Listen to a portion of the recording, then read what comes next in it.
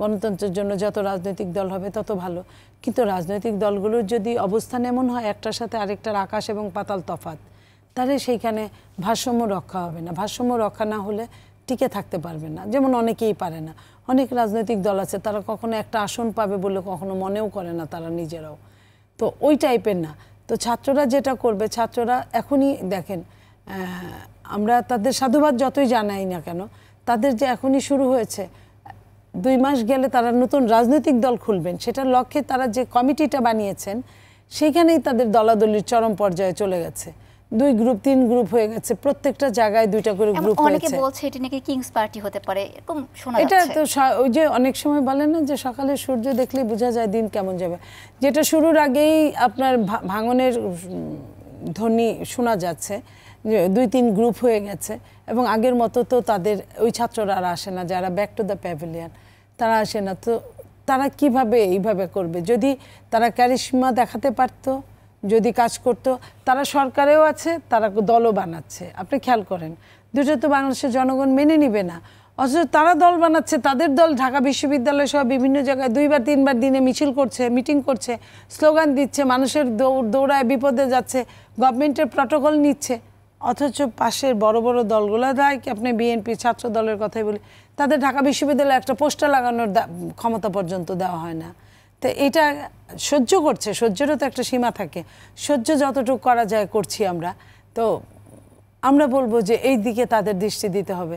তা তাদের সম্পর্কে কিছুই বলা যায় না। আপনি দেখেন পত্রপত্রিকাগুলো, তাদের বিরুদ্ধে কোনো কথা বলা নাই, কেউই না। গভর্নমেন্টের, সরকারের প্রশাসন যন্ত্র তাদেরকে উল্টা প্রটোকল দিচ্ছে।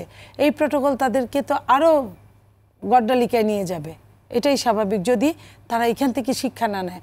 আমরা চাই আমাদের ছোট, তারা অনুজ, আমাদের সন্তান সম, তারা ভালো করুক, তারা একটা দল গঠন করুক, তারা টিকে থাকুক।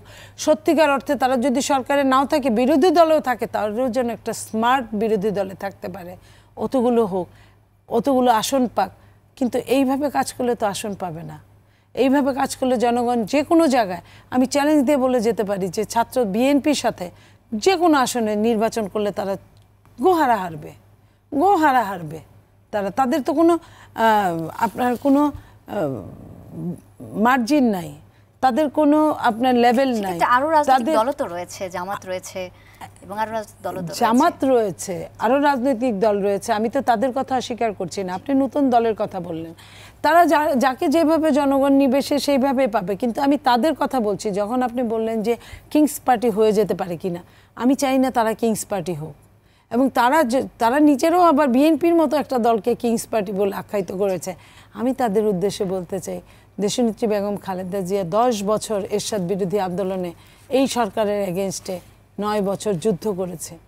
9 বছর যুদ্ধ করে টিকে থাকা একটা দল, এটাকে যদি কিংস পার্টি বলা হয়, তাহলে তো আর কোনো দল থাকলো না। তাহলে এখনও বাংলাদেশে আওয়ামী লীগের এত অত্যাচার, 15-16 বছর অত্যাচার সহ্য করে মাথা উঁচু করে দাঁড়িয়ে থাকা যে দলটা, সেই দলের নাম বাংলাদেশ জাতীয়তাবাদী দল।